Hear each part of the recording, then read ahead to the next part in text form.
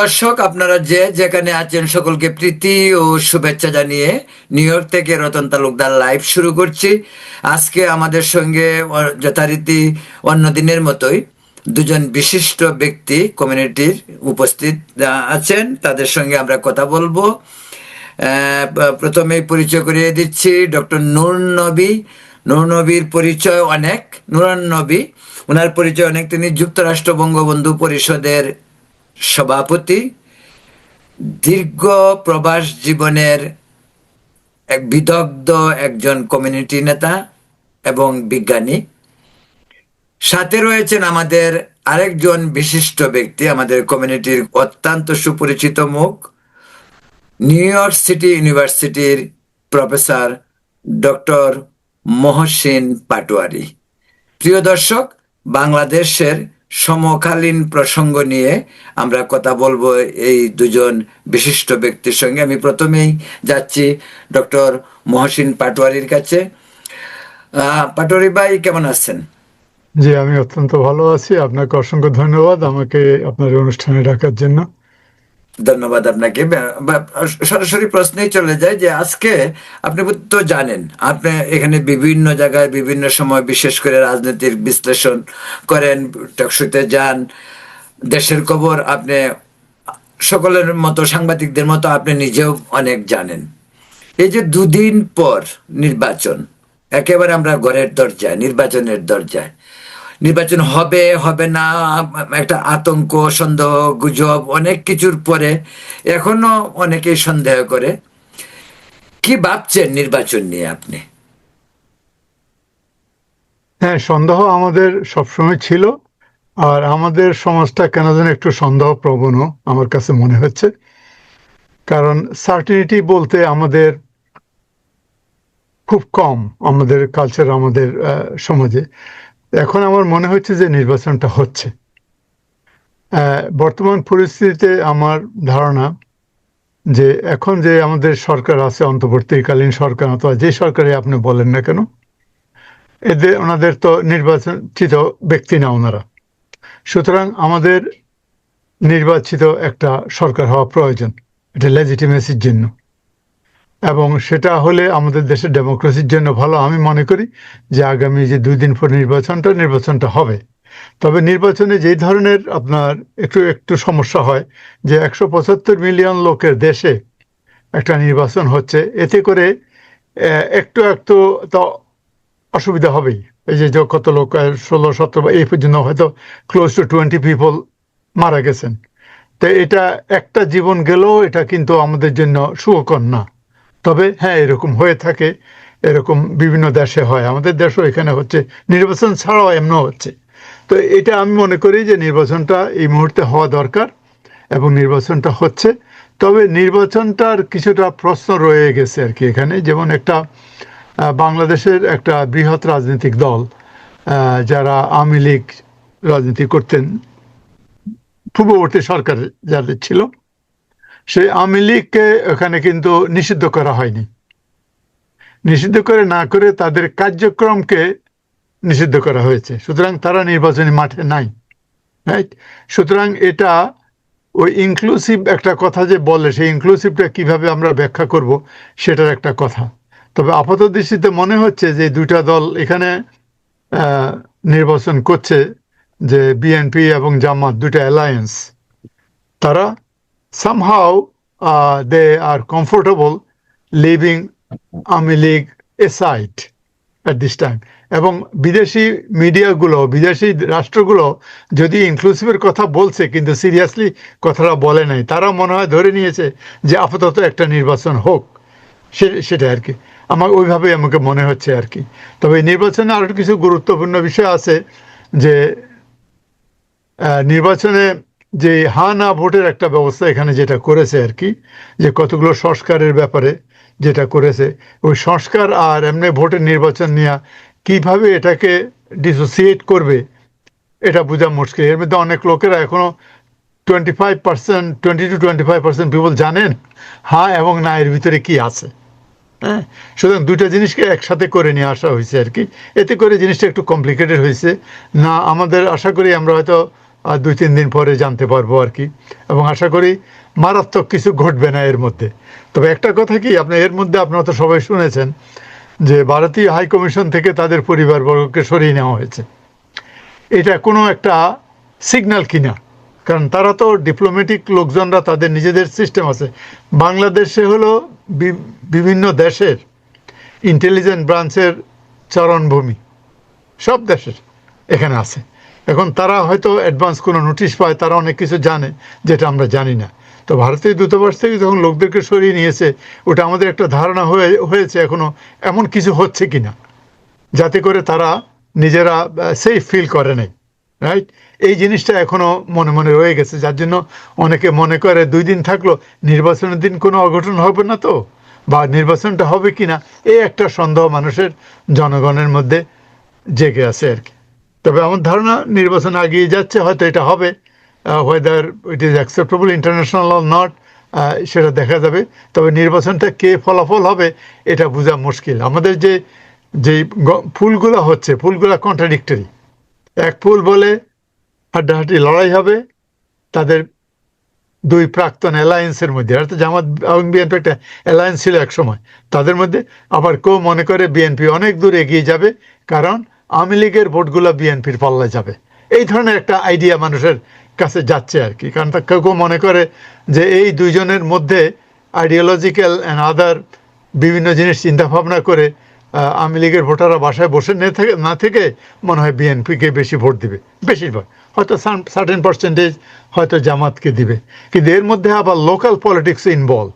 এখন আওয়ামী লীগের লোকরা তো দৌড়ের মধ্যে আছে, হামলা মামলা এসবের মধ্যে আছে।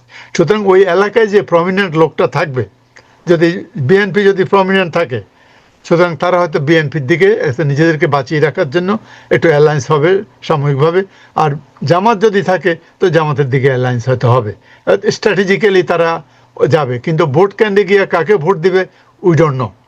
আচ্ছা, আপনাকে আপনার আপনার কথার প্রেক্ষিতে একটা কথা বলি, যেহেতু আপনি কথাটা তুললেন যে আওয়ামী লীগকে নিষিদ্ধ করা হয়নি, নিষিদ্ধ করা হয়নি, কিন্তু আবার আওয়ামী লীগের মতো একটি বৃহৎ রাজনৈতিক দল, মুক্তিযুদ্ধের নেতৃত্ব দানকারী দল, সেই দলটির কার্যক্রম নিষিদ্ধ করা হলো। এবং 70 থেকে 24 পর্যন্ত এই 54 বছরের ইতিহাসে আওয়ামী লীগের নির্বাচন এবং ক্ষমতায় থাকার একটা দীর্ঘ ইতিহাস রয়েছে।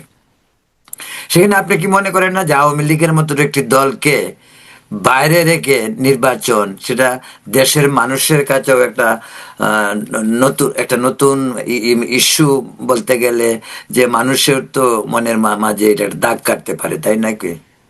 এটা স্বাভাবিক কারণে কাটতে পারে। একটা দল 15 বছর ছিল ক্ষমতায়, তার মধ্যে তাদের একটা ইনফ্লুয়েন্স তো এখানে আছে। আপনি যে বললেন যে এত বছরের পুরানো রাজনৈতিক দল, রাইট? এখন যেগুলো রাজনীতি করে one of the oldest political party, right? তাদের তো একটা সমর্থক গোষ্ঠী আছে, স্বাধীনতার পক্ষের লোক তাদের আছে। আমার কাছে যেটা হয়, আপনি যদি আওয়ামী লীগকে, যদি আপনার বিচারের মধ্যে আওয়ামী লীগ যদি অন্যায় করে থাকে দল হিসাবে, আমি ব্যক্তি হিসাবে বলছি না, ব্যক্তি হিসাবে আমাদের অনেকেই কিন্তু অসুবিধা আছে, সব দলেরই আছে। তো দল হিসাবে যদি তাদেরকে যদি আপনি নিষিদ্ধ না করেন, সত্য যে কোনোভাবে নিষিদ্ধ, তাহলে তাদেরকে আপনি নির্বাচন করার সুযোগ দিবেন না কেন? আওয়ামী লীগের সব লোক কি খারাপ কাজ করছে? আমি আমার সে কথাটা আর কি। এবং এটা ইন্টারন্যাশনাল ইয়েতে কিভাবে তারা দেখছে, আমি কিন্তু কোনো হইচই দেখতেছি না এই ব্যাপারটা নিয়ে।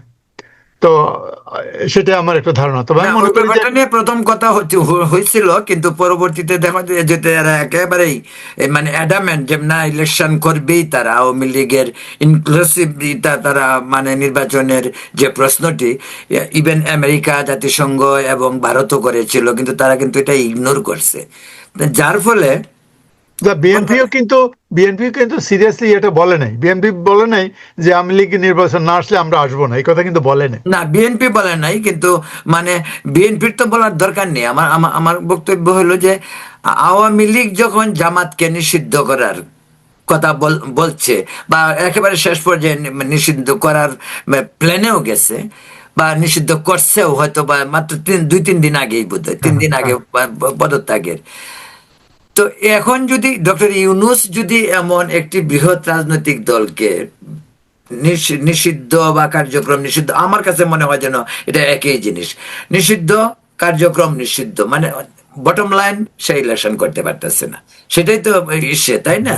তাই এখানে তো এটা ব্যাখ্যাটা এরকম না যে নিষিদ্ধ করা হয়নি, কার্যক্রম নিষিদ্ধ, তো মানে যেটাকে বলে যে যেটি লাউ সেটি কদু, এটা জিনিসটা এরকম দাঁড়ায়। তা আমার প্রশ্ন হলো, তাহলে ডক্টর ইউনূস কেন এই আওয়ামী লীগকে নিষিদ্ধ বা কার্যক্রম থেকে স্থগিত করে নির্বাচন থেকে দূরে রাখলো? তাহলে কি এই দোষে সে ইস্যু হচ্ছে না, অভিযুক্ত? হবে হবে, এটা এটা উনি হয়তো নিজে চেয়েছে কিনা, অথবা যে যারা ওই এনসিপি বা আদার রাজনৈতিক দল যারা 24-এর গণ আন্দোলনে ইনভলভ ছিল, ওদের প্রেসারে করা হয়েছে কিনা, সেটা সেই জিনিসটা দেখার কথা। আমার কাছে হলো ডেমোক্রেটিক মনে হয় যেসব দলগুলো ছিল সবাইকে বলা উচিত ছিল যে দল দেশি যদি না হয় তা সবাইকে মাঠে আসতে দেন। কিন্তু ওরা হয়তো স্ট্র্যাটেজিক্যালি, ধরেন আমি বিএনপি করি, আমি এখন কোন দলের কথা, আমি বিএনপি করি, আমি মনে করি আওয়ামী লীগ যদি মাঠে না নামে তাহলে আমার জন্য হয়তো একটু ভালো হতে পারে, বুঝতে পারছেন?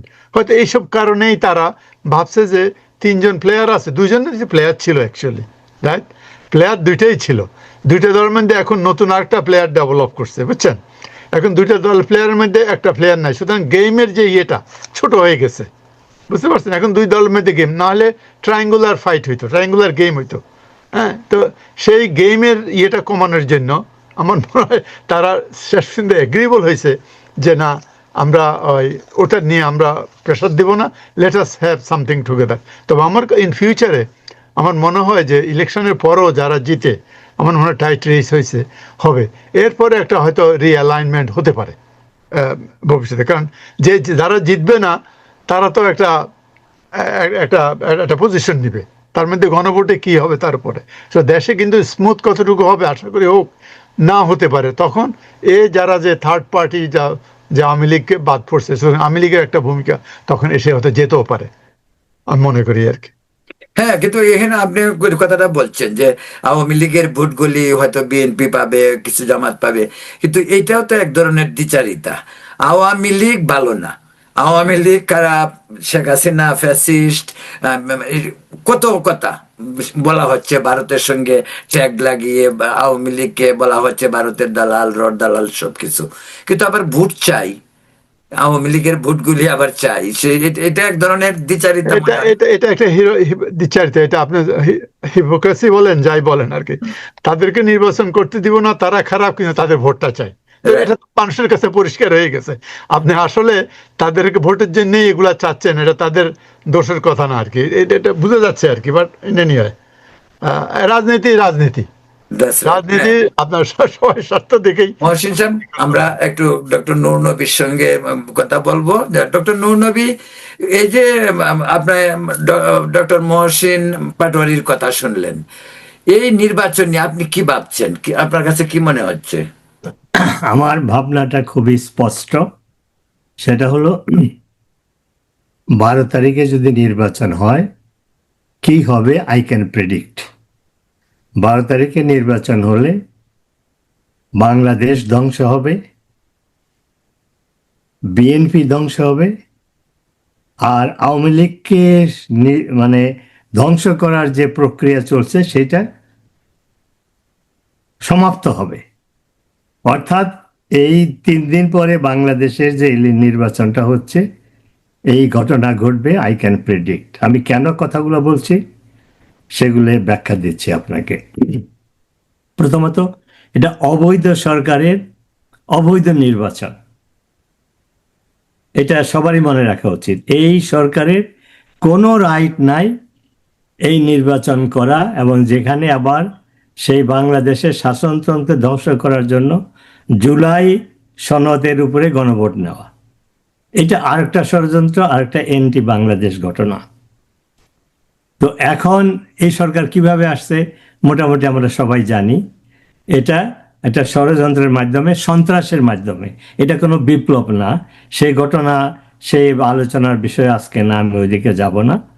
কিন্তু এই যে সরকারটা প্রতিষ্ঠিত হয়েছিল, এরা উদ্দেশ্যই, এই সরকারের যে প্রধান ইউনূস, সে বিদেশির এজেন্ট হিসাবে এইখানে প্রতিষ্ঠিত হয়েছে।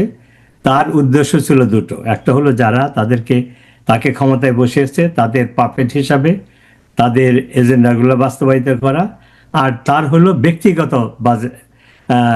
কি বলে এজেন্ডা বাস্তবায়িত করা। ব্যক্তিগত এজেন্ডাগুলো কি? Number one, he is a corrupt person, সেই জন্য সে ক্ষমতায় বসে 667 কোটি টাকার ট্যাক্স মাফ করিয়ে নিয়েছে। সে গণতন্ত্রে বিশ্বাস করে না, যার ফলে মবক্রেসি দেশে চালু করেছে।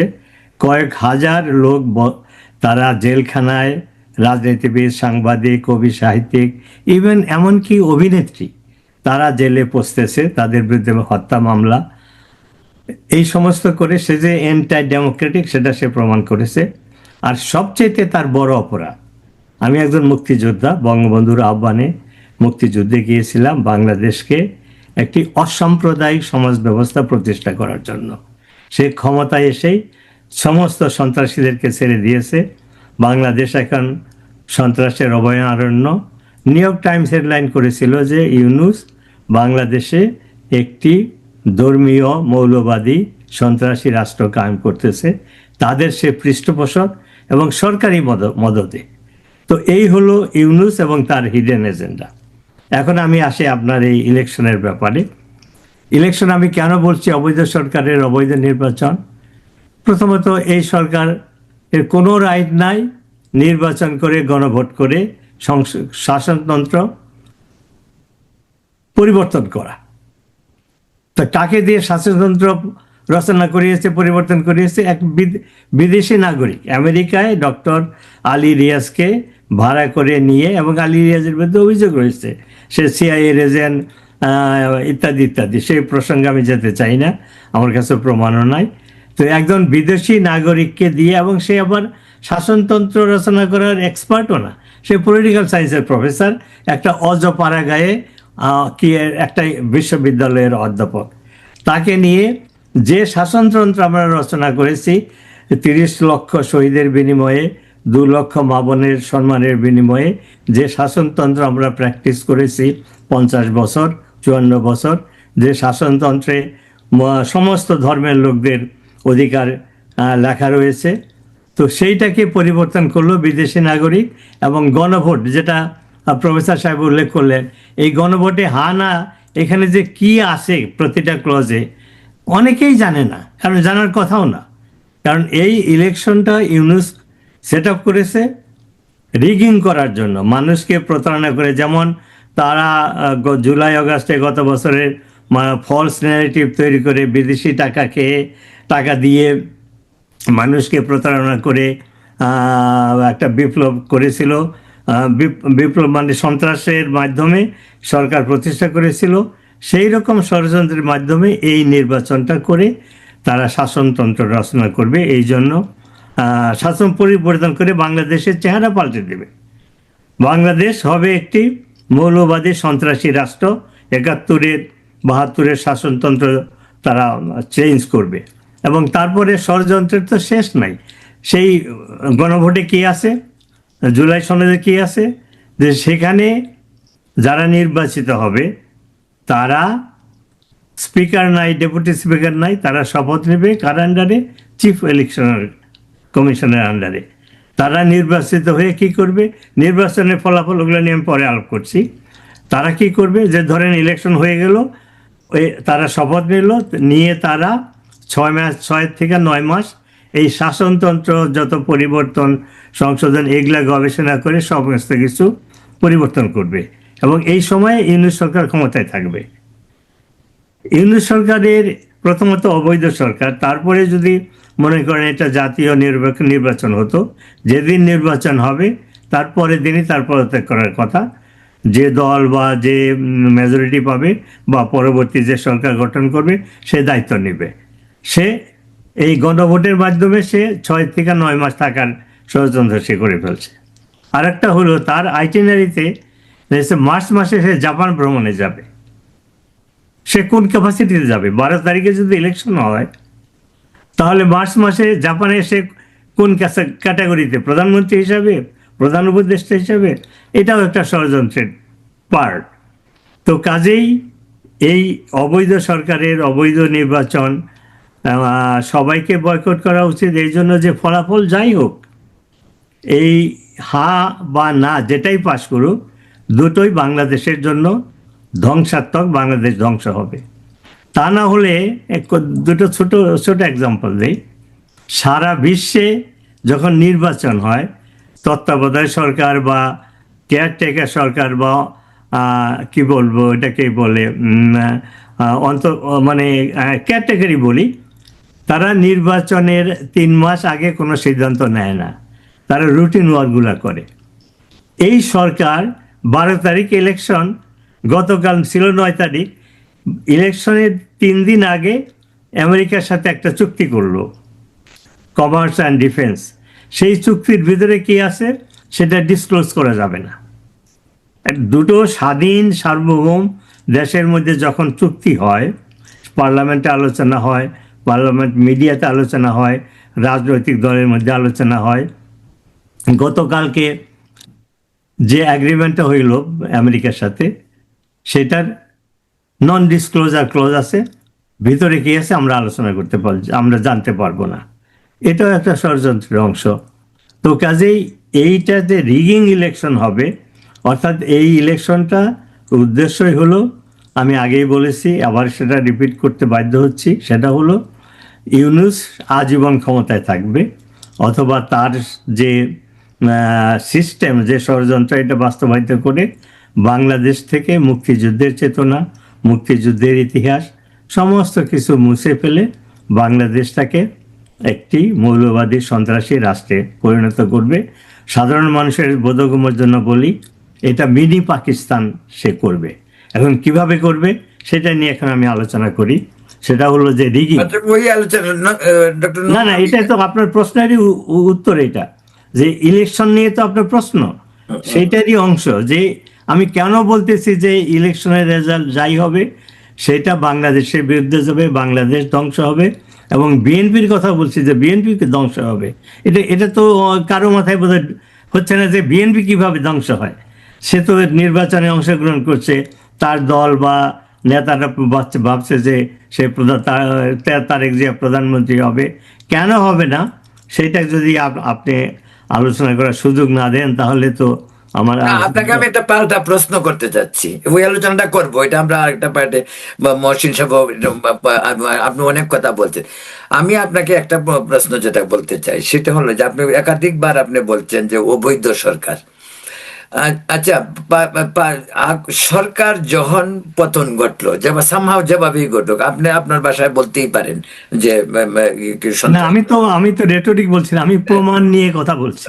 সেটাই আপনি বলতেন। কিন্তু যে পজিশনে সরকার, শেখ হাসিনা সরকার পতনের পর তিনি চলে গেলেন, তারপর এদিকে যে শূন্যতা, ডক্টর ইউনূস আসলো, উনি কিন্তু রাষ্ট্রপতি, সংবিধানের যে রাষ্ট্রপতি রয়েছেন সেই রাষ্ট্রপতির আন্ডারেই কিন্তু তিনি শপথ নিয়েছেন। তো নো, এখানেও আপনারা ভুল করতেছেন। বাংলাদেশের শাসনতন্ত্রের কি আছে, সাংবাদিকদের সমস্ত কিছু জানা উচিত, তাই না?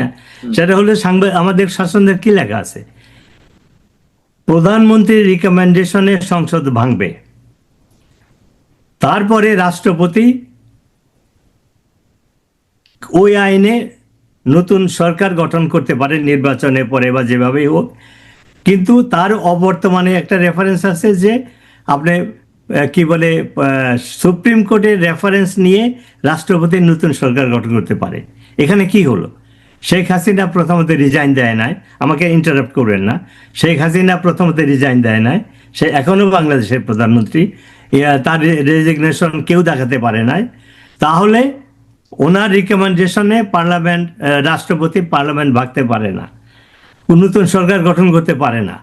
এবং যদিও উনি রিকমেন্ড করে যে বা কোনো কারণে যে তার প্রধানমন্ত্রী থাকছে না, তাহলে ওনার রিকমেন্ডেশনে পরবর্তী নির্বাচিত সরকার যখন হবে ততদিন পর্যন্ত, সেই সরকার যতদিন পর্যন্ত শপথ না নিবে, প্রধানমন্ত্রী তার দায়িত্ব পালন করে যাবে। সেই ঘটনা এখানে ঘটে না। এখন রেফারেন্সের কথা আপনি তুলছেন, রেফারেন্স কি করতে হয়, সুপ্রিম কোর্টের ফুল বেঞ্চে বসে তারা রেফারেন্স দিতে পারে। স্পেশাল কোনো কারণে যদি নতুন সরকার গঠন করতে হয়, শপথ নিতে হয়, রাষ্ট্রপতি সেটা করতে পারে। তো এই ধাপ্পাবাজ মিথ্যাবাদী ষড়যন্ত্রকারীরা বলতেছে যে হ্যাঁ, সুপ্রিম কোর্টের রেফারেন্স নিয়ে রাষ্ট্রপতি ইউনূসকে ক্ষমতা বসে কি বলে সরকার গঠনের অনুমতি দিয়েছে, শপথ পড়িয়েছে। এটা একটা ডাহা মিথ্যা। সুপ্রিম ওই সময়ে প্রধান বিচারপতি এবং একজন বিচারপতি ক্যান্টনমেন্টে বন্দী ছিল, সেটা সেনা প্রধান বা সেনাবাহিনী বলতেছে। তারা যে লোকগুলোকে আশ্রয় দিয়েছিল তার ভিতরে প্রধান বিচারপতি এবং আরেকজন বিচারপতি ছিল, এবং সুপ্রিম কোর্টের ফুল বেঞ্চের কোনো অধিবেশন বসে নাই। এবং রেফারেন্সটা ওইটাই যে ফুল বেঞ্চ তারা বিশেষ অবস্থা বিবেচনা করে রাষ্ট্রপতিকে অনুমোদন দিতে পারে নতুন সরকারকে শপথ করানোর জন্য। কিন্তু বলা হয়েছে, আপনাকে আমাকে বলা হয়েছে যে রাষ্ট্রপতি ইউনূসকে শপথ গঠন করিয়েছে কি বলে সুপ্রিম কোর্টের রেফারেন্স নিয়ে। সেই রেফারেন্সের কপি একজন সুপ্রিম কোর্টের হাইকোর্টের লয়ার অ্যাটর্নি, সে সুপ্রিম কোর্টে ওই রেফারেন্সের কপি পেয়েছিল, তার অভিযোগও গ্রহণ করা হয় না, সেই রেফারেন্সও প্রসেস করা হয় না। তো কাজেই আমরা যারা রাজনৈতিক সচেতন ব্যক্তি, আমরা যারা টক শোতে আসি, বা আমরা যারা লেখালেখি করি, বা আমরা যারা কি বলে সাংবাদিকতা করি, তাদের উচিত মানে সত্য ঘটনা জেনে এগুলো প্রচার করা। অসত্য ঘটনা প্রচার করলে মানুষকে মানে ডিসসার্ভিস করা হয়, মিসলিড করা হয়। তো আমি আপনার প্রশ্নের জবাব আমি আশা করি দিয়েছি। এখন যেটা আমি বলতেছিলাম যে এই সরকার কেন অবৈধ এবং কেন নির্বাচন করতেছে, এবং আচ্ছা নির্বাচনের কথাই বলি। একটা হাই স্কুলের স্টুডেন্টও জানে যে জাতীয় নির্বাচনের অর্থটা কি। জাতীয় নির্বাচনের সিম্পল অর্থ হইল সেই দেশের সমস্ত মানুষ ভোটাভুটিতে অংশ গ্রহণ করে যাদেরকে নির্বাচন করবে তারা সরকার গঠন করবে, তারা দেশটাকে শাসন করবে। তো এখানে কি হচ্ছে? এইখানে ইউনূস সরকার, আমি বারবার বলতেছি অবৈধ সরকার, অবৈধ ইলেকশন। কেন অবৈধ ইলেকশন? তার কারণটা হলো এই নির্বাচনে, যেটা প্রফেসর সাহেব উল্লেখ করলেন, আমরা সবাই জানি আওয়ামী লীগের গত 4-5টা নির্বাচনে তারা 35 to 45% ভোট পেয়েছে। আর এই যে ইউনূসের অপকর্মগুলো বললাম গত 18 মাসে, এই অপকর্মের জন্য যে মানুষের অর্থনৈতিক বিপর্যয়, খাবার পয়সা নাই, খাবার নাই, চাকরি নাই, লক্ষ লক্ষ সে কি বলে গ্রামে কি বলে গার্মেন্ট ইন্ডাস্ট্রি, মহিলা সহ তারা বেকার। তার মানে কোটি মানুষ, তাদের তো ফ্যামিলি আছে, কোটি মানুষ অর্থনৈতিক সাপোর্ট করতেছে, আইন শৃঙ্খলা নাই, মবক্রেসি, যে কোনো লোককে আপনি হত্যা করতে পারেন যে বলে স্বৈরশাসনের দোষর। এই সমস্ত কারণে আওয়ামী লীগের সমর্থন বেড়েছে। বিভিন্ন পোলে রিসেন্টলি এবং কয়েক মাস আগে জানা যাচ্ছে আওয়ামী লীগের সমর্থন আরও 10 থেকে 20 ভাগ বেড়েছে।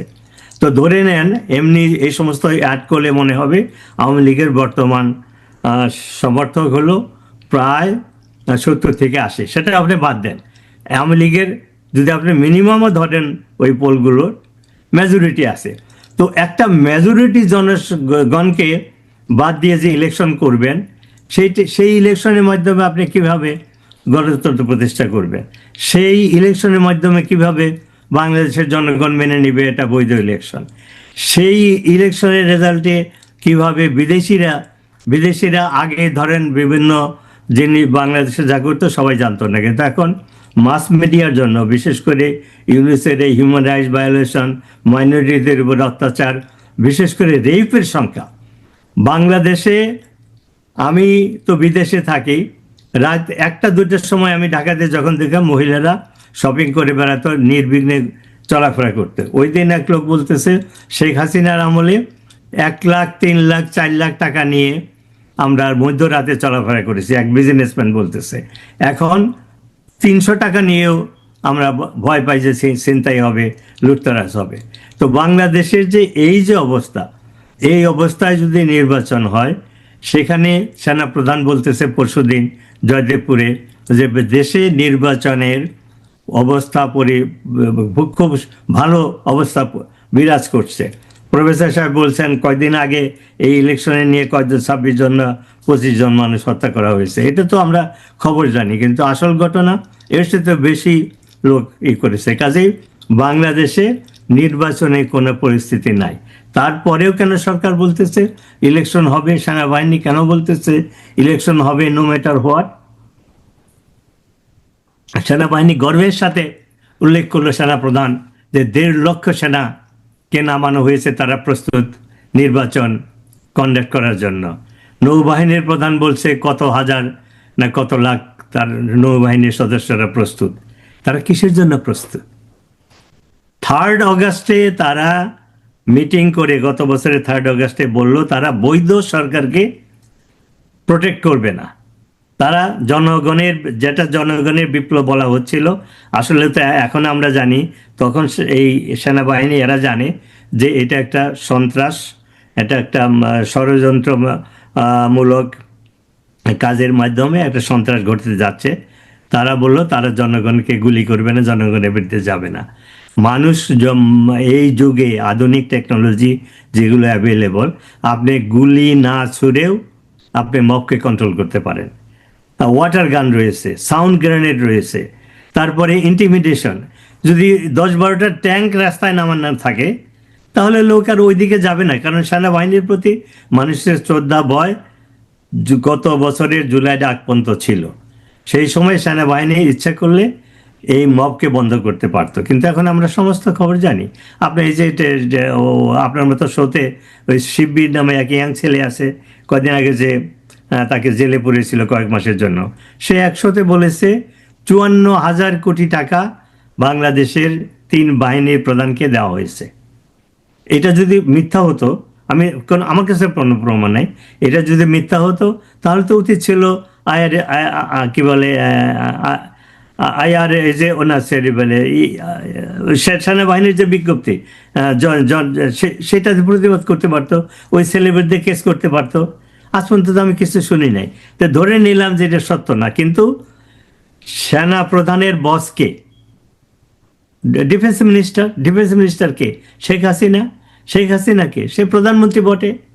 সে এই 1 মাস যখন আন্দোলন শুরু হয়েছিল, প্রতিদিন সে আশ্বাস দিত, প্রতিদিন ন্যাশনাল যে সিকিউরিটির যে কমিটি ছিল, সেনাপ্রধান, র্যাবের প্রধান, পুলিশ প্রধান, বিভিন্ন এজেন্সির লোকজন অলমোস্ট প্রতিদিন তারা মিটিং করতো কিভাবে এটা সমাধান করা যায়।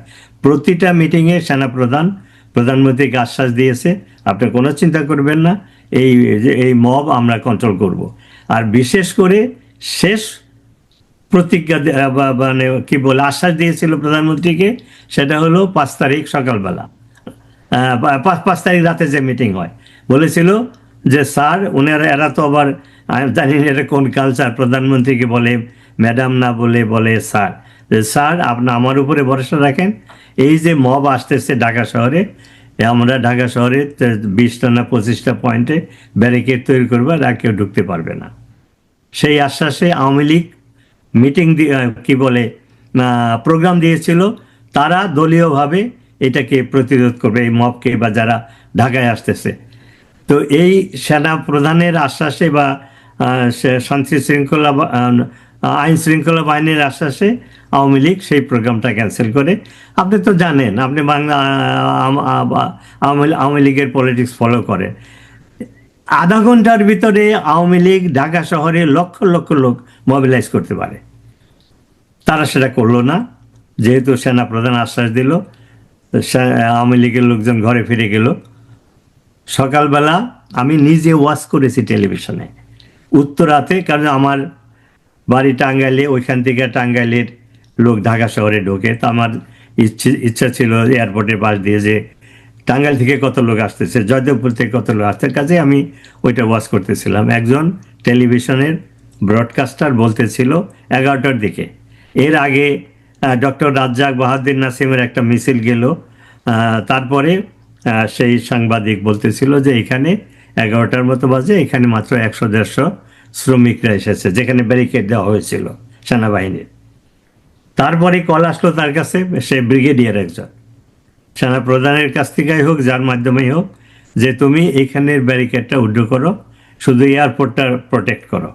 এবং এই উইথড্র করার যে অর্ডারটা, ওই যে 20-25টা এন্ট্রেন্সে যে বসানো হয়েছিল, সেনা সবগুলো উইথড্র করা হলো।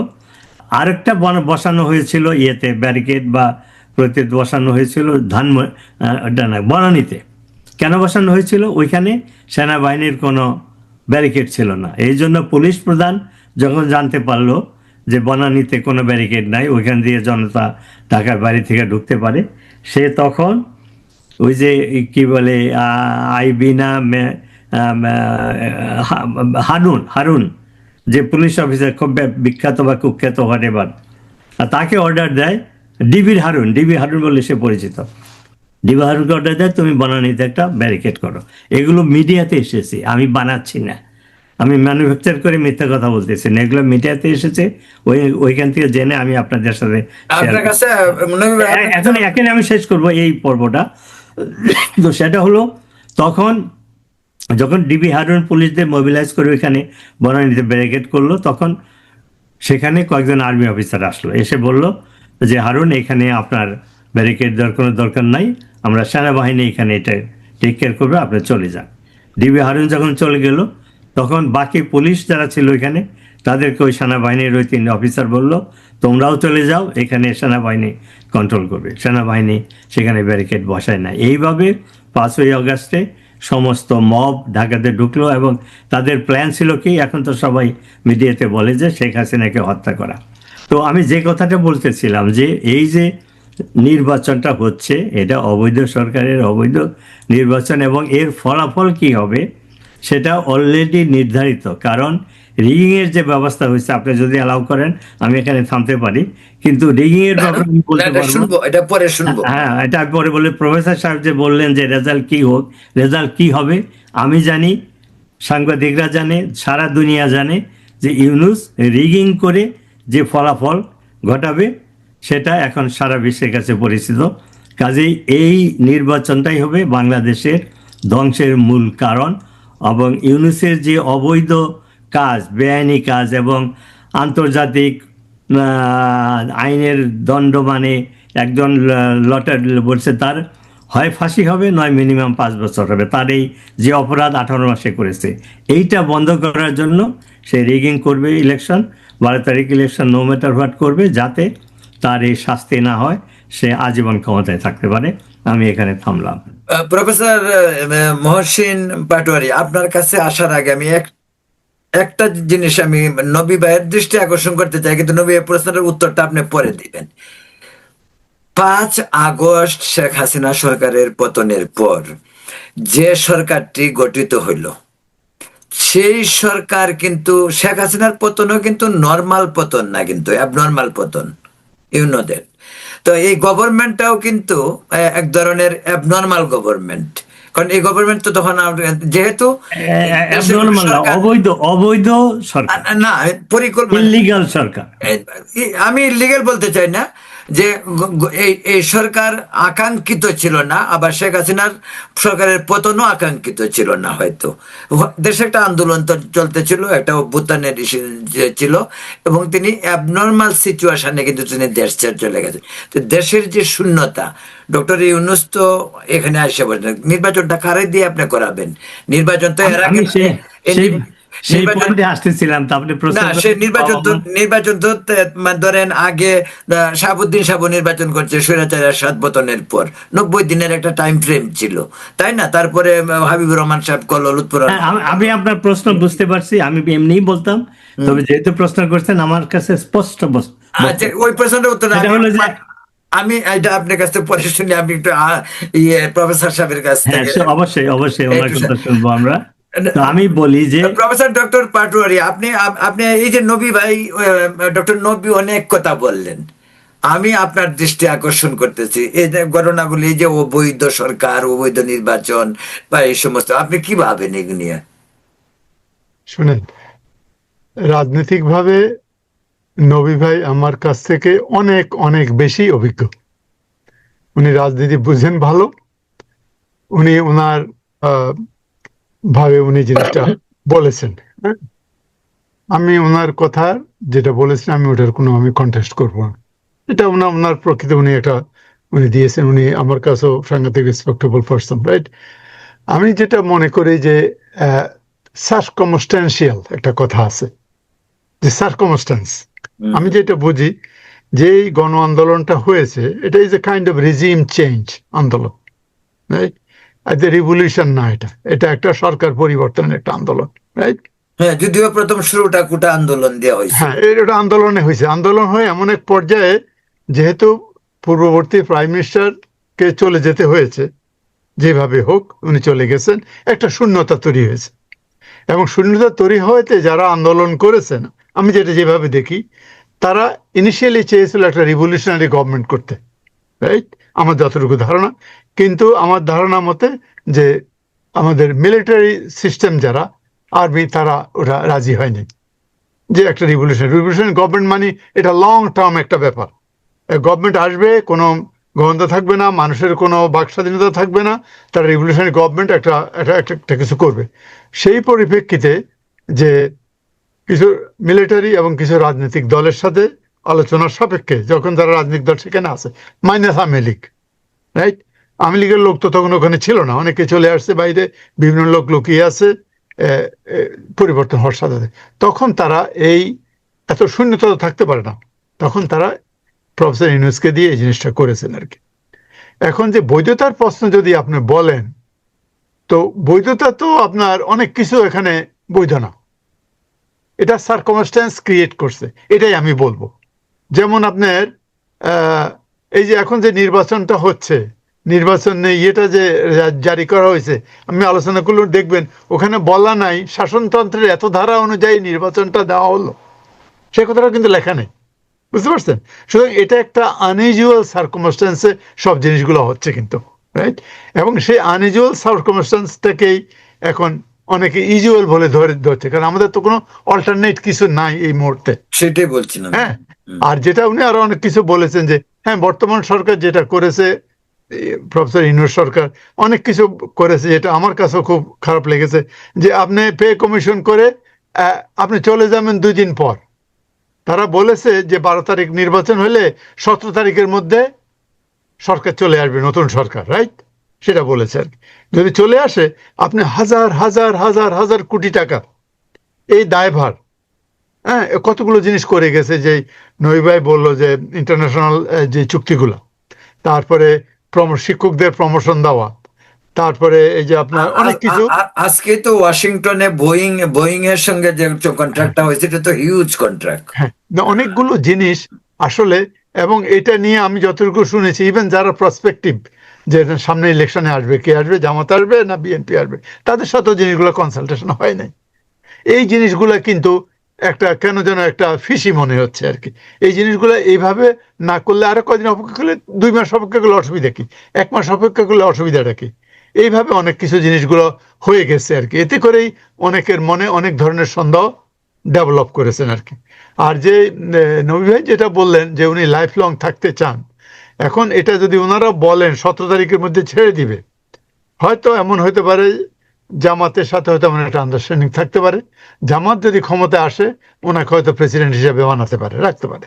কিন্তু বিএনপি যদি ক্ষমতায় আসে, কথার কথা বলি, তার সম্ভাবনাটা অনেক কম ওনার থাকাটা।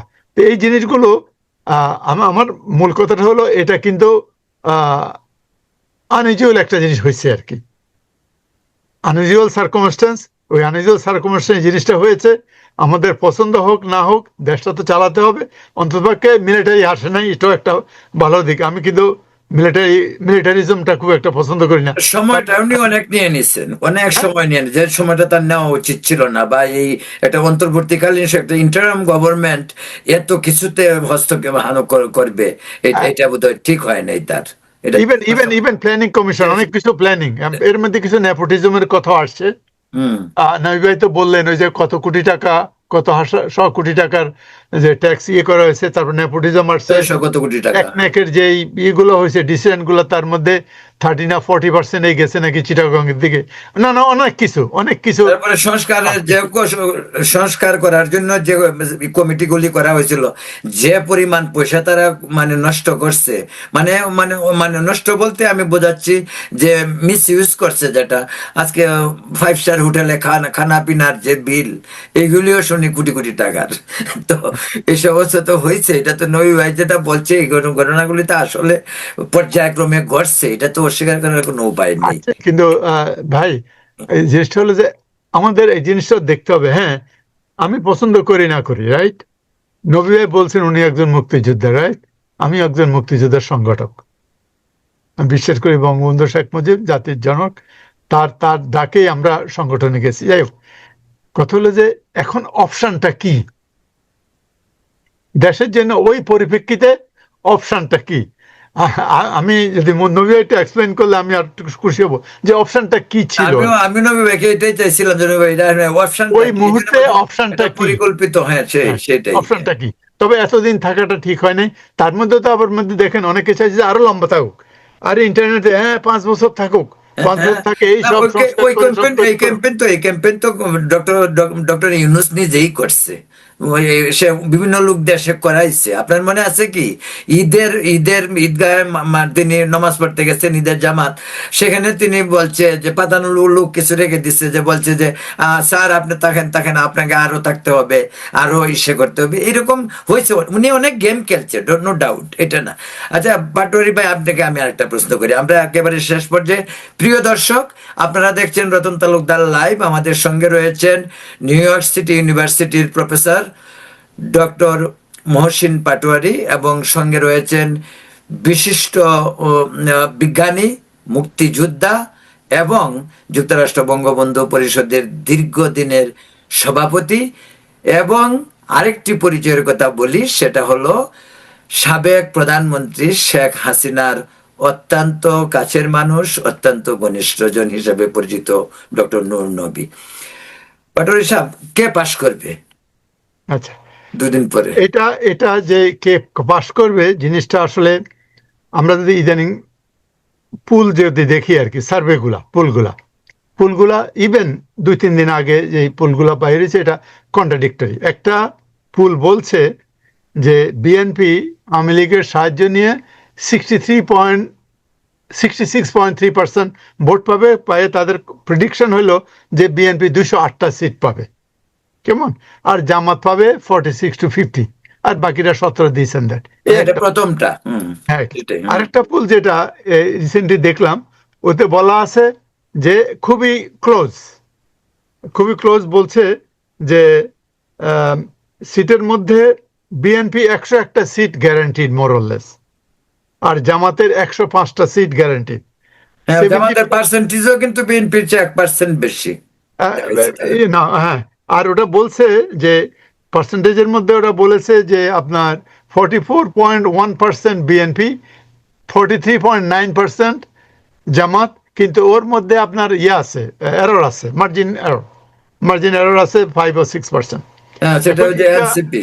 হ্যাঁ, সেটা এনসিপি। ইয়েস। তো এখন এই জিনিসটা যে এই কন্ট্রাডিক্টরি জিনিসগুলো যে আসছে, এই আসার মধ্যে আপনি তো জানেন ওই দুইটা দলের ব্যাগেজ আছে। এখন দুইটা দলের ব্যাগেজ হলো, জামাতের ব্যাগেজ হলো যে আপনার 71-এ তাদের ভূমিকা, রাইট? বাংলাদেশ বিরোধী, পাকিস্তান, প্রো পাকিস্তান বিরুদ্ধে, তাদের প্রতি, নারী সমাজের প্রতি তাদের যে অবস্থান, এটা তাদের, এবং দেশ শাসনে জামাতের কিন্তু অনভিজ্ঞতা। দেশ শাসনে 1-2জন মন্ত্রী ছিল ইয়ের সাথে, কিন্তু অনভিজ্ঞতা তাদের আছে, রাইট? এবং অপরিপক্কতা আছে। এবং তাদের অ্যাকচুয়ালি, আমি একসময় এক জামাতের লোকের সাথে আলাপ করতাম, সে বলছে ভাই আমাদের তো সেরকম ইন্টেলেকচুয়াল নাই দেশ শাসনে এই ধরনের, কিন্তু আমরা তৈরি করতেছি, আমাকে একজন বলতেছিল আর কি। আর বিএনপির যেটা ব্যাগেজটা, বিএনপি ইজ নন এন্টিটি, তারা দেশ শাসন করেছে, রাইট? দেশ শাসন করেছে, তাদের সম্পর্কে তাদের জানাশোনা আছে। এবং গত 18 মাসে বিএনপির যে ভূমিকা, বিশেষ করে তাদের যেই গ্রাসরুট লেভেলে এই যে হামলা মামলা, চাঁদাবাজি, যত কিছু আছে, এতে করে কিন্তু তারা অত্যন্ত হয়ে গেছে, দুর্বল পরিস্থিতি চলে গেছে মানুষ। এবং আওয়ামী লীগের বিরুদ্ধে যে সমস্ত মামলা, তো সবচেয়ে বেশি মামলা কিন্তু বিএনপি দিচ্ছে, বিএনপি করেছে, জামাত দেয় নাই। আরেকটা বিষয়, আওয়ামী লীগের সম্পত্তি, আওয়ামী লীগের দোকান, ব্যবসা বাণিজ্য, টেলিভিশন সেন্টার বলেন, নিউজ পেপার বলেন, এগুলিও কিন্তু বিএনপি দখল করছে গিয়ে, হ্যাঁ, বিএনপি দখল করেছে, দ্যাটস ট্রু। বিএনপির একটা সুবিধা ইদানিং হয়েছে বেগম জিয়ার মৃত্যুতে, মানুষের একটু কিছু sympathy। সহানুভূতি গ্রো করেছে। এবং তারেক রহমানের 17 বছর ফিরে আসার পর আপনার যে টাইমসের যে আর্টিকেলটা, সেই আর্টিকেলটা সুন্দরভাবে লেখছে তারা।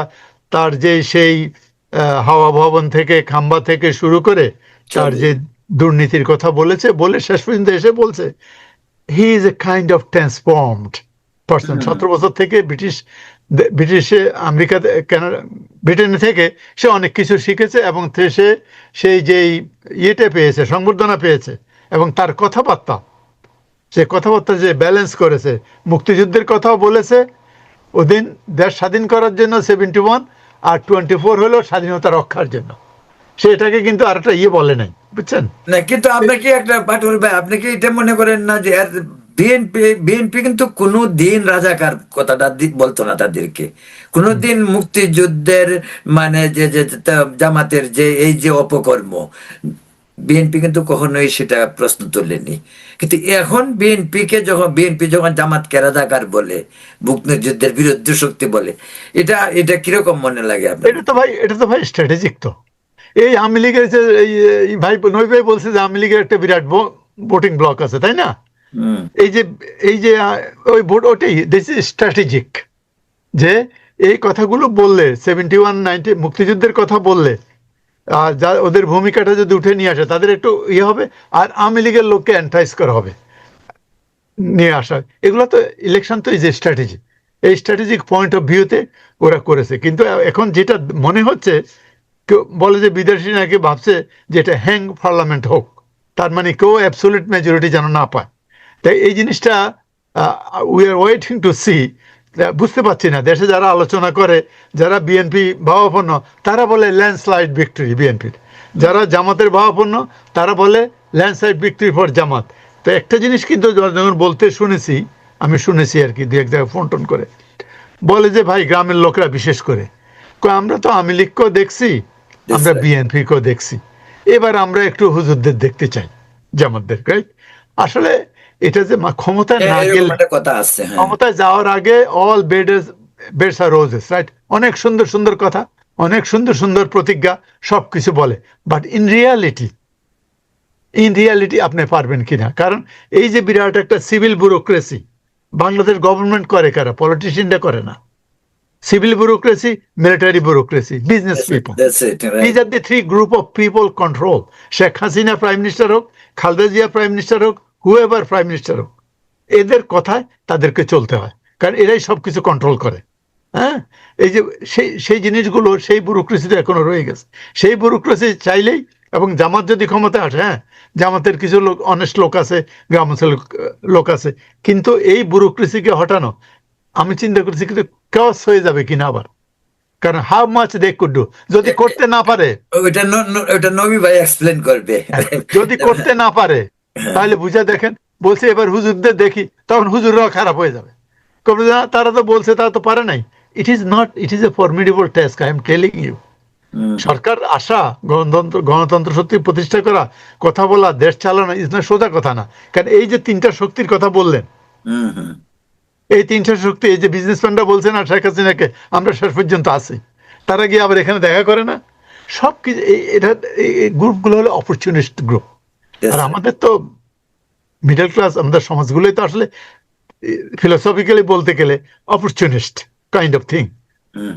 আর যেটা ওই যে ফ্যামিলি তন্ত্রের কথা বলে, হ্যাঁ, ফ্যামিলি তন্ত্রের কথা, এখন জিয়া ফ্যামিলির কথা বলে, যে তারেকের কথা বলে, তার ওয়াইফের কথা বলে, তার মেয়ের কথা বলে, বঙ্গবন্ধুর কথা বলে, ওনার মেয়ের কথা বলে, সজীব জয়ের কথা বলে, এই যে ফ্যামিলি ইয়েগুলো, এটা আমাকে ওই দিন আমি একটা কথা বলতেছিলাম, এই করে এই ফ্যামিলিগুলোর জন্য একটু দায়ী না, দায়ী হলো ওই দেশের জনগণ, ওই পার্টির লোকগুলা, ওই দেশের জনগণ, ওই দেশের জনগণ চায় বলেই এগুলা হচ্ছে। এটা কিন্তু আমি আমি আমি ইয়েভাবে দেখছি আর কি। কারণ ফ্যামিলি তন্ত্রের মধ্যে হয় কি, যে সঠিক লোকগুলা, আপনি রাজা, আপনার ছেলে অলরেডি অ্যাডভান্স হয়ে গেছে, আপনাকে কিছু করতে হবে না, আপনি অলরেডি প্রাইম মিনিস্টার হয়ে গেলেন, রাইট? আপনাকে প্রমাণ করতে হবে না যে আপনার যোগ্যতা আছে। আপনি গ্রাসরুট থেকে কাজ করতে করতে স্যান্ডেল পায়ে দিয়ে, আমরা দেখতাম ছাত্রলীগের পোলাপান স্যান্ডেল পায়ে দিয়ে দৌড়াইতো আর ইয়ে করতো, এত পরিশ্রম করে করে আইসা শেষ পর্যন্ত নমিনেশন কারা পাবে? নমিনেশন পাবে যে বেশি টাকা দিতে পারবে, নমিনেশন বাণিজ্য, রাইট?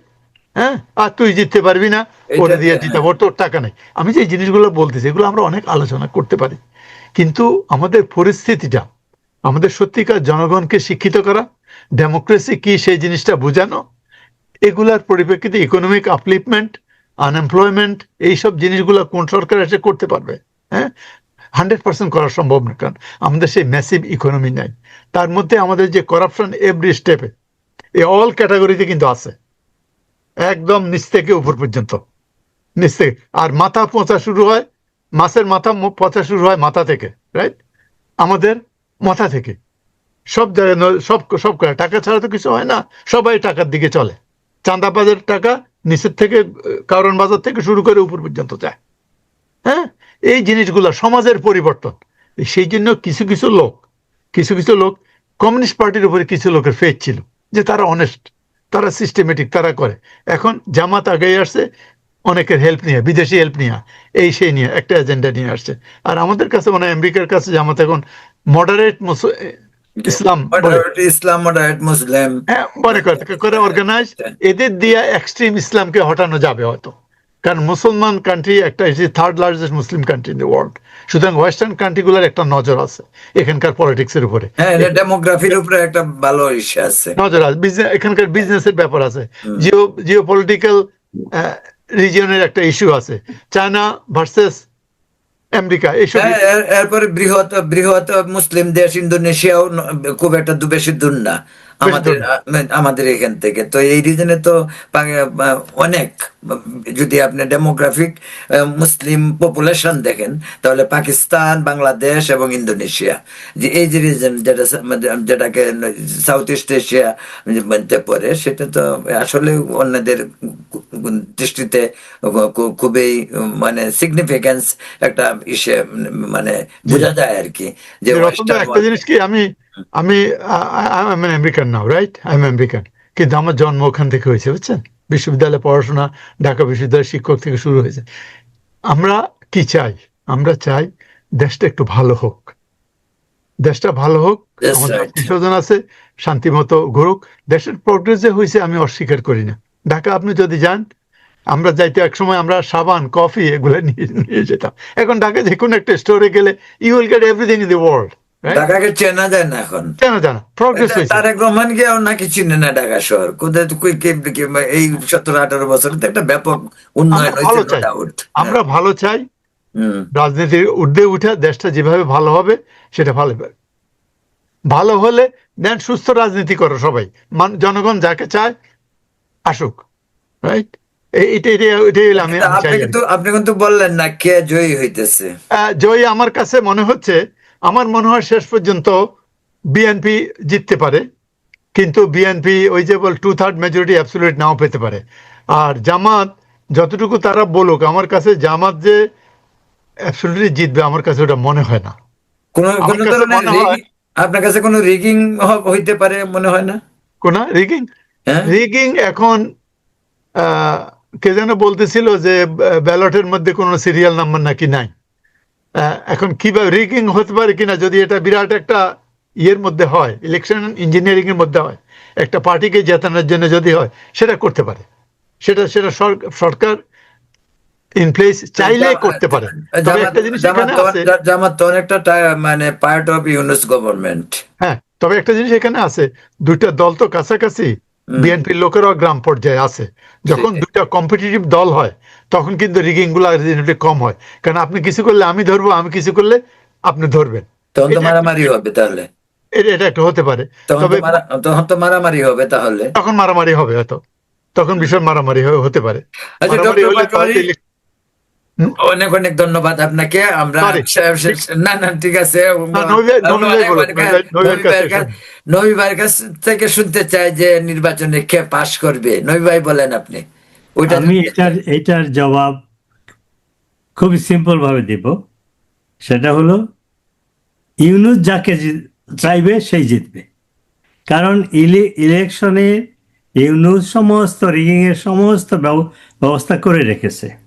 প্রথমত কয়েক লক্ষ সেনাবাহিনীর ড্রেস তৈরি করা হয়েছে, অফিসার এবং সিপাহি সবার। এরা ইউনূসের নির্দেশে তারা এই সেনাবাহিনীর ড্রেস পরবে এবং বাংলাদেশে তো পুলিশের কোনো অস্তিত্বই নাই বলা চলে। তো র্যাবকে তারা ধ্বংস করতেছে। তো এই সেনাবাহিনী যে সমস্ত ইউনিটে জামাতের বা ইউনূসের পছন্দের লোক আছে তাদের সাথে মিশে ইলেকশনকে তারা রিগিং করা বা বায়াস করার চেষ্টা করবে, অথবা তারা ইন্ডিপেন্ডেন্টলি মফস্বলে, সেনাবাহিনী তার প্রতি গ্রামে প্রতি ইউনিয়নে যাবে না, সেখানে গিয়ে তারা বলবে যে তারা সেনাবাহিনীর লোক, আমাকে ভোট দাও, যদি কেন্দ্রে না যাও তোমাদের এই হবে। তো এদি একটা এক্সাম্পল। আরেকটা জিনিস যেটা জামাত করেছে সেটা হলো ট্রান্সফার অফ দ্য ভোট। অর্থাৎ জামাত যে টার্গেট করেছে 150 এর বেশি সিটে তারা জিতবে, তাদের মোটামুটি একটা আইডিয়া আছে, সেখানে তাদের একটু শক্তি আছে বা সাংগঠনিক দক্ষতা আছে। সেইখানে যেখানে তারা জিততে পারবে না সেখান থেকে তারা ভোটারদেরকে ট্রান্সফার করেছে ওই কনস্টিটিউয়েন্সিতে। তার প্রমাণ কি? সাধারণত একটা অ্যাড্রেসে, একটা বাড়িতে 10 জন 5 জন বা একটা ফ্যামিলিতে যা ভোটার সংখ্যা থাকে, ভোটার লিস্টে আছে যেখানে জামাত টার্গেট করেছে একটা অ্যাড্রেসেই 100, 200, 300, 400, 500 ভোটার আছে।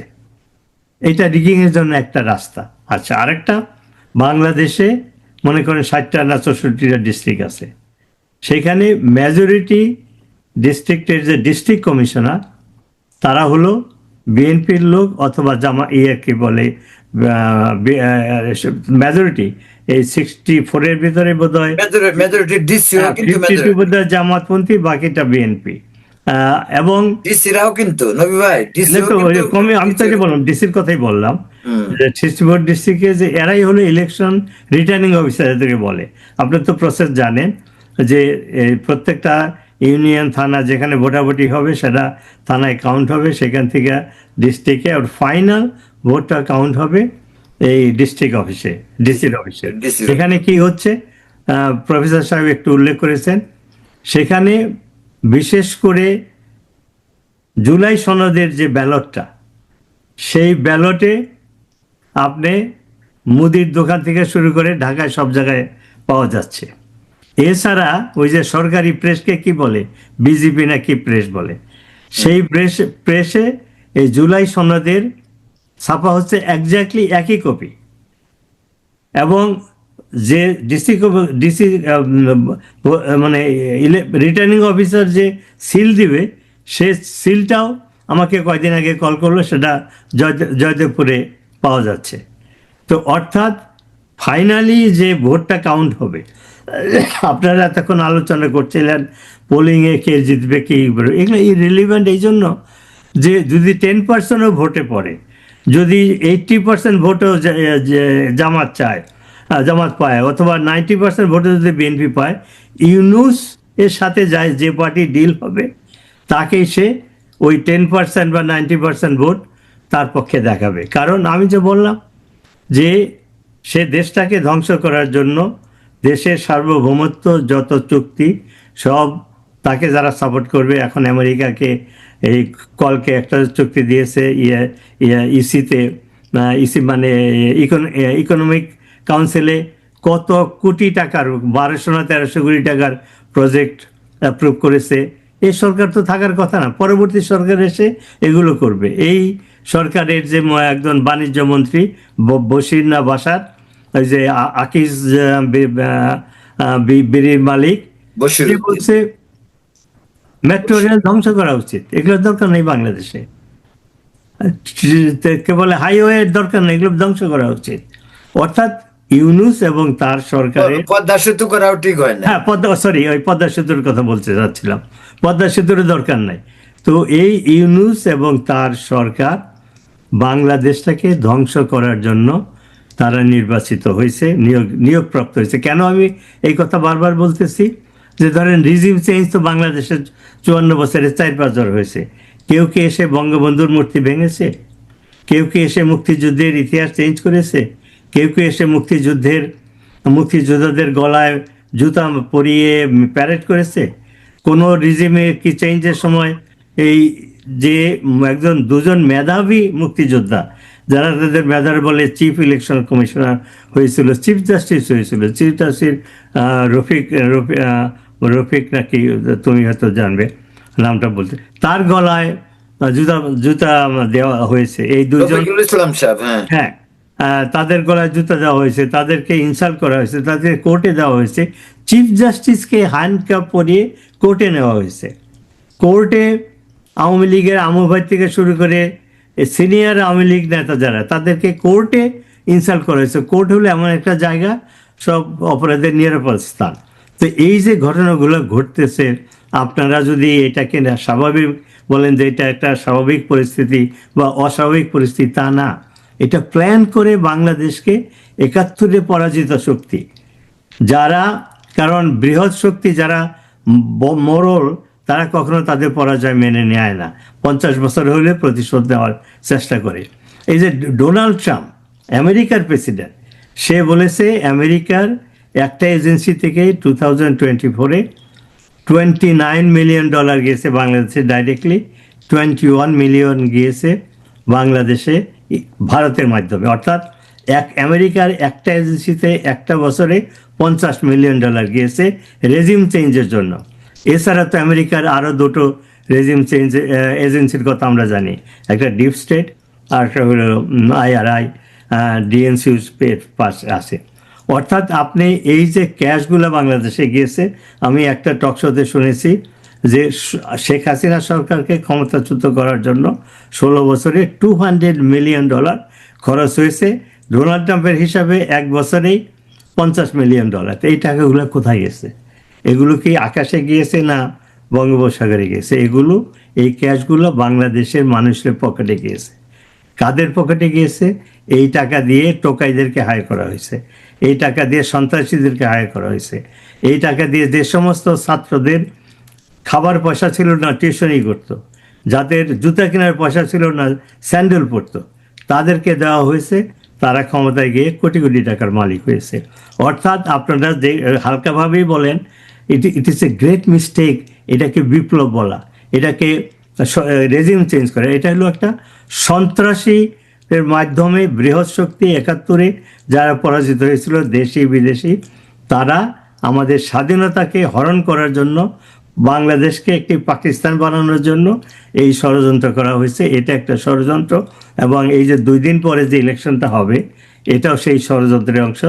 এইটা কোনো লিগাল নির্বাচন নয়, এটা গণতন্ত্র প্রতিষ্ঠা করার জন্য নয়, যেটা বলা হয়েছে। তো এটা কে ক্ষমতায় আসবে, বিএনপি না জামাত? না, সেটা আমি তো বললাম, সেটা ডিপেন্ড করবে একজনের উপরে, সে হলো ইউনূস। হ্যাঁ, কিন্তু সে তো দুইটা দলকে, দুইটা না জোটকে না তো না, একসাথে করিয়ে আমি তো, করতে পারে। আপনি এতক্ষণ আমার কথা শোনেন নাই। না, রিগিং করে ইউনূস, মনে যদি ইউনূসের সাথে বিএনপি ডিল হয়, যে বিএনপি যদি, আপনি বলছেন 90% পাক আর যাই পাক, it does not matter. Yunus যাকে, যে দলকে চাইবে সেই দল ক্ষমতায় জিতবে, কারণ রিগিং এর সমস্ত কিছু সে ব্যবস্থা করে রেখেছে। যদি ইউনূসের সাথে তারেক জিয়া ডিল হয় যে তারেক জিয়া তাকে প্রধানমন্ত্রী, প্রেসিডেন্ট বানাবে, বিএনপি ক্ষমতা জিতবে। যদি জামাত বলে যে আমরা তোমাকে প্রেসিডেন্ট বানাবো, জামাত ক্ষমতায় বসবে। এইটা হলো বাংলাদেশকে ধ্বংস করার একটা বড়, মানে কি বলবো, এখন যদি জামাত এবং মানে বিএনপি দুজনেই যদি বলে যে আমরা আপনাকে প্রেসিডেন্ট বানাবো, যেই হোক, তখন কি না, আমি তো বললাম তো, যেই মানে এইগুলো নিয়ে আলোচনা করে সময় নষ্ট করা ঠিক না। বলা উচিত যে এই নির্বাচন হলে, জামাত ক্ষমতায় আসলে, বিএনপি ক্ষমতায় আসলে দেশের কি হবে সেটা জনগণের জানা উচিত। এবং আমি যেহেতু খোঁজ খবর রাখার চেষ্টা করি, এখন আমার এই জীবনে এই গবেষণাই হলো আমার মুখ্য, সেইখান থেকে আমি যতটুকু ইনফরমেশন জেনেছি, বাংলাদেশটাকে ধ্বংস করার জন্য ইউনূস ক্ষমতায় বসেছে। এবং এই নির্বাচনটা হলো বাংলাদেশকে বিদেশি হাতে একটা ব্যানানা রিপাবলিক বানানোর জন্য সেই ষড়যন্ত্র করছে, যার ফলে সে হয় বিএনপির সাথে ডিল করে ক্ষমতায়, প্রেসিডেন্টকে আজীবন ক্ষমতায় থাকবে, অথবা জামাতের সাথে। আর আপনি সেটা বললেন যে দুইটাই তারা রাজি হয়, তখন কী করবে? সেটাও যাই হোক, সেটার উদ্দেশ্যই হবে শাসনতন্ত্র ধ্বংস করা, ৭১-এর স্মৃতি ধ্বংস করা। কারণ 5-6টা রেজিম চেঞ্জ হয়েছে, কেউ মুক্তিযুদ্ধের ইতিহাস নিয়ে প্রশ্ন তোলে নাই। বিএনপি জামাতের কোয়ালিশন গভর্নমেন্টও করে নাই। যে সেনাবাহিনী ক্যান্টনমেন্টের সামনে বঙ্গবন্ধু সহ মুক্তি যুদ্ধের বিভিন্ন স্তম্ভ তৈরি করেছিল, সেইটা 3 দিন ব্যাপী ভেঙেছে বিএনপি জামাত শিবিরের লোক। সেনাবাহিনী সেটাকে বন্ধ করার একটু চেষ্টা করে নাই। বঙ্গবন্ধুর বাড়ি 3 বার ভাঙা হলো, সেটা কি বলে বাধা দেওয়ার চেষ্টা করে নাই। আর তারা সেই সেনাবাহিনী ইলেকশনের 3 দিন আগে বলতেছে দেশে নির্বাচনের অবস্থা বিরাজ করছে, আমরা শান্তি শৃঙ্খলা বাহিনী শান্তি শৃঙ্খলা রক্ষার মাধ্যমে আমরা নির্বাচন নিশ্চিত করব। এটার অর্থটা কি? বাংলাদেশে আওয়ামী লীগ এবং 14 দলের এবং জাতীয় পার্টি ছাড়া বাকি যারা আছে, গত 18 মাসে তারা প্রমাণ করেছে তারা মুক্তিযুদ্ধ বিরোধী, তারা বাংলাদেশ বিরোধী, তারা বাংলাদেশের মঙ্গল চায় না। বাংলাদেশের স্বার্থ বিক্রি করে এই যে চিটাগাং পোর্ট দিয়ে দেওয়া হয়েছে, মহেশখালীতে ঘাঁটি করা হয়েছে, কি বলে সেন্ট মার্টিন তো অলরেডি দেওয়া হয়ে গেছে। আর এই চিটাগাং পোর্টের কথাই ধরেন যে এইটা 200 বছরের একটা পোর্ট, প্রফিটেবল, আধুনিকায়ন করা হয়েছে, সেইটাকে বিদেশিদের কাছে দেওয়ার কি দরকার? তাও আবার ইলেকশনে 1 সপ্তাহ আগে চুক্তি করে। এগুলো কি মানে বাংলাদেশের মানুষের, বিশেষ করে প্রবাসীদের, আমি প্রবাসীদের বাঙালিদের সাথে ওঠা বসা করেছি, জেনেছি তাদের কোনো কনসার্ন নাই। আজই বাংলাদেশে নর্মাল রেজিম চেঞ্জ হয়েছে, নর্মাল এক ঘটনা ঘটেছে, মেয়েদের যে সুরক্ষা নিশ্চয়তা তাদের ঘরের ভিতরেও নাই, তাদেরও এই ব্যাপারে কোনো কনসার্ন নাই। যে নিউ ইয়র্ক শহরে বা প্রবাসে যে সমস্ত মহিলারা যারা অ্যাক্টিভ, যারা লাল বদল সেজে ছিল, তাদের ভাই বোন আর মা বোনদের যে এখন নির্যাতিত হচ্ছে, রেপ হচ্ছে, ঘরের ভিতরে, রাস্তাঘাটে দূরের কথা, ঘরের ভিতরে এসে রেপ করা হচ্ছে, এই ব্যাপারে তাদের কোনো কনসার্ন দেখি না। এখনও তারা ইউনিস সরকারের সমর্থন করে, এই নির্বাচনে কে জিতবে সেটা নিয়ে ডিবেট করে, নির্বাচনে জিতলে কার কী হবে। আমার কাছে ব্যাপারটা ভেরি মানে ক্লিয়ার, সেটা হলো যে এই রেজিম চেঞ্জ, এটা স্বাভাবিক রেজিম চেঞ্জ না, এইটাকে চেঞ্জ করা হয়েছে। মানে প্রফেসর সাহেব বললেন, একটা শব্দ ব্যবহার করেছেন যে বর্তমান পরিস্থিতি ক্রিয়েট করা হয়েছে ষড়যন্ত্রের মাধ্যমে, মিলিয়নস অফ ডলার খরচ করে সবাইকে কিনে সন্ত্রাসের মাধ্যমে এই অবস্থা ক্রিয়েট করা হয়েছে। কাজে এই অবস্থা আমরা মেনে নিতে পারি না। বাংলাদেশে যদি আমরা মঙ্গল চাই তাহলে এটা অস্বাভাবিক পরিস্থিতি। ইউনূস একজন ষড়যন্ত্রকারী, ইউনূস একজন বাংলাদেশ বিরোধী, একজন করাপ্ট লোক, হিউম্যান রাইটস বিরোধী, সন্ত্রাসীদের মদত দিচ্ছে, বাংলাদেশকে মিনি পাকিস্তান বানানোর চেষ্টা করছে। যে ভারত 6,000 সৈন্য তাদের শহীদ হয়েছিল, রক্ত দিয়েছিল, 16,000 ভারতীয় সৈন্য যাদের সাথে আমি কাজ করেছি, যারা আহত হয়েছিল, তার এগেনস্টে যে পাকিস্তান সেনাবাহিনীর 30 লক্ষ লোককে হত্যা করেছিল, এটা কিন্তু বিশ্বের ইতিহাসে একটা কোনো দেশের সেনাবাহিনী এতগুলো মুসলমানকে পাকিস্তান সেনাবাহিনী ছাড়া কেউ মারে নাই। তারপরে মা বোনদের সম্মান হানি করেছিল, পাকিস্তানিদের কি বলে পাকিস্তানিদের হাতে তুলে দিয়েছিল। সেই সেনাবাহিনীর সাথে ইউনিট সরকারের দহরম মহরম, সেই সেনাবাহিনীর যে অফিসারগুলো যারা যুদ্ধ অপরাধী হতে পারে, তারা বাংলাদেশে এসে চলাফেরা করে। পত্রিকা দেখেছি ISI এর যে ভারতীয় পাকিস্তান সেনাবাহিনীর যে গোয়েন্দা সংস্থা, তাদের অফিসাররা হাজার হাজার বাংলাদেশে। এক কথায় আমি বলতে পারি, বর্তমান ইউনিট সরকার বাংলাদেশ চালাচ্ছে না, বাংলাদেশ চালাচ্ছে পাকিস্তানি ISI এর অফিসাররা। প্রত্যেক ক্যান্টনমেন্টে তাদের অফিস আছে, প্রত্যেক শহরে তাদের অফিস আছে, প্রত্যেক মন্ত্রণালয়ে তাদের লোকজন আছে। এবং যে ভারত আমাদেরকে এত সাহায্য করলো, এবং গত 50 বছরে যতগুলো চুক্তি, এগুলো প্রত্যেকটাই ছিল beneficial to both countries. Bharat বিরোধী প্রপাগান্ডা বিএনপি করেছে, এই সরকার এসে করেছে, জামাত শিবিরা করতেছে। কিন্তু 18 মাস তো তাদের সুযোগ ছিল ভারতের সাথে যে চুক্তিগুলো, সেগুলো ক্যান্সেল করা। একটা তো চুক্তিও ক্যান্সেল করে নাই। এখনও ভারতের কাছ থেকে চাল কিনছে বেশি দামে বাংলাদেশের থেকে। তো এগুলো কি? এগুলো হিপোক্রেসি। এগুলো হলো ভারতের বিরুদ্ধে বাংলাদেশে ভারত বিরোধী একটি সরকার আইএসআই এর মদদে চালিয়ে ভারতে উস্কানি দেওয়া, যাতে বাংলাদেশের জনগণ আরো বেশি কি বলে ভারত বিরোধী হয়। কিন্তু ভারত একটা গণতান্ত্রিক দেশ, সে দেশে লিডারশিপে যারা আছে তারা ম্যাচিউর পলিটিশিয়ান, তারা উস্কানিতে রেসপন্স করছে না। তারা যদি পাকিস্তানের মতো হঠকারী রাজনীতিবিদ হতো, তারা যদি ইউনুসের মতো লোক হতো, তাহলে এতদিন ভারতকে তারা বাধ্য করতো বাংলাদেশে আক্রমণ করা। ভারত সেটা করে না, আমার ধারণা সেটা কোনোদিনই করবে না। কারণ বাংলাদেশের তারা সত্যিকারেই শুভাকাঙ্ক্ষী ভারত। কারণ ভারতে একটা বাংলাদেশ ভারতের চারিদিকে অবস্থিত, এবং যে সমস্ত চুক্তি হয়েছে, যে সমস্ত চুক্তিগুলো চলছে, এবং গত 50 বছর যে রিলেশন, দুই দেশেই তাই এই সমস্ত ব্যবস্থার মাধ্যমে বেনিফিশিয়ারি।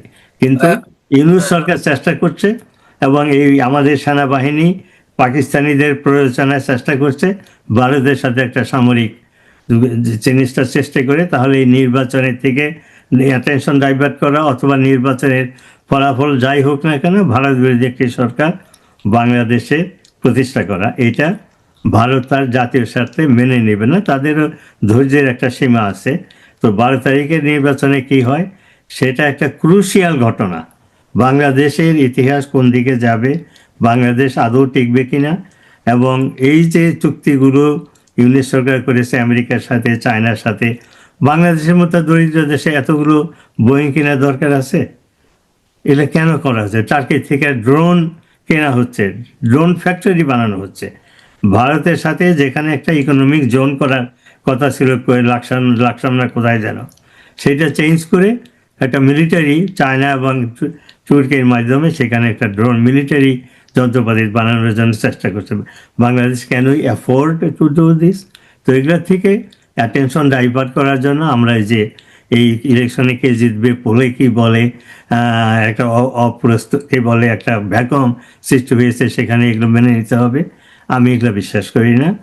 আমি কাউকে যদি কোনো আমার কথা আমাকে আঘাত করে থাকে আমি ক্ষমা প্রার্থী, কিন্তু বাংলাদেশের 12 তারিখে বাংলাদেশ টিকবে কি টিকবে না সেইটা নির্ধারণ হবে 12 তারিখের নির্বাচন। অনেক অনেক অনেক ধন্যবাদ প্রফেসর ডক্টর মহসিন পাটোয়ারী। আপনাকে একটা মিনিট, আপনার কাছে একটা প্রশ্ন, মানে এটাই শেষ, কিন্তু আমরা ভিডিও অনেক বড় হয়ে গেছে। এই যে নবী ভাই যে লাস্ট কথাটা বললো, 12 তারিখের নির্বাচন বাংলাদেশ টিকবে কি টিকবে না, আপনার কি মনে হয় এটা কিসের সংকেত? আমার আমার ধারণা বাংলাদেশ টিকবে, বাংলাদেশ থাকবে, কিন্তু কিভাবে থাকবে, রাইট? অনেক সময় বাইরের শক্তি মনে করে আপনি যদি স্টেবল হন, আপনি যদি ভালো হন, তাহলে তো আমার কথা শুনবেন না। আপনার ভিতরে যদি কেওয়াস থাকে, ব্রোকেন থাকে, তাহলে আপনাকে শাসন করতে সুবিধা। হ্যাঁ, দুই দিকে আমাদের গ্রামে যেরকম মহলরা করে, চোরের কয় চুরি কর, গৃহস্থের কয় সজাগ থাক, দুই দিকে লাগাইয়া আমি দুই দিক থেকেই ইয়েটা করি, বেনিফিটটা নেই। সেটা হতো আমার সন্দেহ। সেটা এই যে ইন্টারনাল কনফ্লিক্ট যদি লেগে যায় রে ভাই, রাইট? আমি অনেকবার বলছি, এই যে ইয়াং পোলাপানগুলো আছে, আমি লিগের যে আপনারা বাইর করে দিচ্ছেন, ছাত্রগুলো বাইর করে দিচ্ছেন, এগুলাতে এই ইয়েতে কাউকে আপনারা ফুস করে ওয়ালের মধ্যে লাগাই ফেললেন না, তাহলে তাদের অপশন থাকে না। এই কেওয়াস ক্রিয়েট করলেই কিন্তু দেশের অবস্থা, কিন্তু ইকোনমি যা করছেন সব শেষ হয়ে যাবে। ওই একটা আমার সন্দেহ হচ্ছে, এই নির্বাচনটাকে ঘিরে আওয়ামী লীগকে বাইরে রাখা হয়েছে, এই সব কিছু মিলে কোনো একটা কেওটিক সিচুয়েশন হয় কিনা, হলে আমাদের সব স্বপ্ন ভঙ্গ হয়ে যাবে। এটা আমরা I am concern about that too. I hope something will not happen. Whoever comes in, eventually reconciliation হোক, যাই হোক, over the years it will happen, right? এই লোকগুলোকে তো আপনারা সরে ফেলতে পারবেন না, বাট আমার ধারণা একটা কিছু হোক, হয়ে শান্তি ফিরে আসুক, দেশটা প্রগ্রেস করুক, এটাই। আমি 30 সেকেন্ড পেতে পারি? হ্যাঁ বলেন। হ্যাঁ, 30 সেকেন্ড। সেটা হলো এটা কাউস কনফিউশন যেটা আশঙ্কা করলেন, সেটা হবে এই জন্য যে বাংলাদেশের এই যে ইউনুস গং তারা গৃহযুদ্ধের জন্য প্রস্তুত। এই যে 400 থানা লুট হয়েছিল, এই যে 3032 পুলিশকে হত্যা করা হয়েছিল, সেই অস্ত্রগুলো কোথায়? সেনাবাহিনী প্রধান বলছে সে অস্ত্র তারা উদ্ধার করতে পারে না। এছাড়া পাকিস্তান থেকে জাহাজ ভর্তি অস্ত্র এসেছে, টার্কি থেকে অস্ত্র এসেছে, সেগুলো কোথায়? এবং ওই কি বলে শিবিরের ছেলেরা তো বলেছে, শিবিরের রাজশাহী বিশ্ববিদ্যালয়ের হলের এক শিবির নেতা বলেছে যে আমাদের একটা হলে যে অস্ত্র আছে সেই অস্ত্র দিয়ে সারা রাজশাহী ডিস্ট্রিক্ট আমরা কন্ট্রোল করতে পারবো। তারপরে এই যে একজন উপদেষ্টা যে সজীব সজীব হ্যাঁ, সে বলতেছে যে যাতে আন্দোলন যদি জুলাই ব্যর্থ হইতো তারা সশস্ত্র সংগ্রামের জন্য রেডি ছিল। এছাড়া সে ক্যাডার বাহিনী ট্রেনিং দিচ্ছে, তার নিজস্ব ক্যাডার বাহিনী ভিডিওতে ধরা পড়ে গেছে। তো এই যে অস্ত্রগুলো নিয়ে তারা রেডি আছে গৃহযুদ্ধের জন্য, তাদের যে এজেন্ডা সেটা তো আমরা আলোচনা করলাম। বাস্তবায়িত যদি না হয় তারা অস্ত্র ব্যবহার করবে, সশস্ত্র সংগ্রামে নামবে। এবং এই যে পাকিস্তান থেকে যে লোকজন আইএসআই লোক আসছে, তারা ট্রেনিং দিচ্ছে রোহিঙ্গাদেরকে, তারা ট্রেনিং দিচ্ছে হেফাজতের লোকজনকে, তারা ট্রেনিং দিচ্ছে কি বলে হিজবুতুল তাহরির লোকজনকে। তো এরা তো তাদের এজেন্ডা বাস্তবায়িতের জন্য ইলেকশনে যদি হেরে যায় বা শাসন অ্যাডমিনিস্ট্রেটিভলি যদি বাস্তবায়িত করতে না পারে, তারা সশস্ত্র সংগ্রামে নামবে। আমার শেষ কথা, তাহলে কি মুক্তিযুদ্ধের পক্ষের লোক বসে থাকবে? থাকবে না। ভারত কি বসে থাকবে? থাকবে না। তাহলে ইতিহাসই আছে, আমরা এত পেসিমিস্টিক সিনারিও বলার পরেও বাঙালির ইতিহাস কি, যেটা প্রফেসর সাহেব জানে, আমি জানি, আপনি জানেন, সেটা হলো যখনই বাঙালিদের পিঠ দেয়ালে ঠেকে যায় তারা সামনের দিকে আগায়। আর আমাদের এখনো আশা ভরসার একটা স্থান রয়েছে যে শেখ হাসিনার মতো একজন দক্ষ রাজনীতিবিদ আমাদের এখনো জীবিত আছে, যিনি বিশ্ব রাজনীতি বোঝেন, যিনি বাংলাদেশের জনগণের সেন্টিমেন্ট বোঝেন। তো কাজেই ষড়যন্ত্র করছে, সাময়িকভাবে আমাদেরকে পরাজিত করছে, স্বাধীনতা আমাদের হরণ করছে।